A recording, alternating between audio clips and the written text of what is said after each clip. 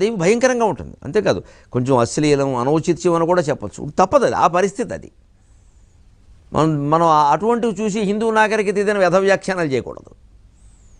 లలితాదేవి అలా ఉండదు, గౌరీదేవి అలా ఉండదు, పార్వతీదేవి అలా ఉండదు, ఏ స్త్రీ అలా ఉండదు. ఆ దేవతా రూపం అలా ఉందంటే దానికి ఒక ప్రత్యేకత ఉంటుంది అక్కడ. వీడికి తెలియకుండా వ్యాఖ్యానాలు ఏమిటి?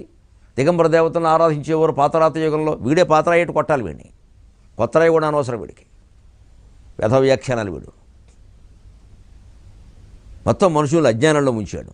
వీడు ఒక్కడే జ్ఞాని. ఇక్కడ హిందూ ఆరాధనా విధానంలో ప్రతి దాంట్లో ఒక ప్రత్యేకత ఉంది. ఆ ప్రత్యేకతను తెలుసుకుందాం. చేయగలిగితే చేద్దాం, లేకపోతే లేదు. చేయాల్సిన అవసరం లేకపోతే చేయక్కర్లేదు కూడా. చిన్నమస్త ఉపాసన అందరికీ అవసరమైంది కదా, ఇబ్బంది కూడా అది.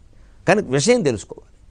ఏమిటి ఆలోచించండి, ఒక దేవత దిగంబరంగా నిలబడడం, ఈ చేత్తో కత్తితో, కుడి చేత్తో కత్తితో తన తల తానే నరుక్కోవడం, ఆ తలకాయ తీసి ఇలా చేత్తో పట్టుకోవడం, ఈ ముండాశ్రు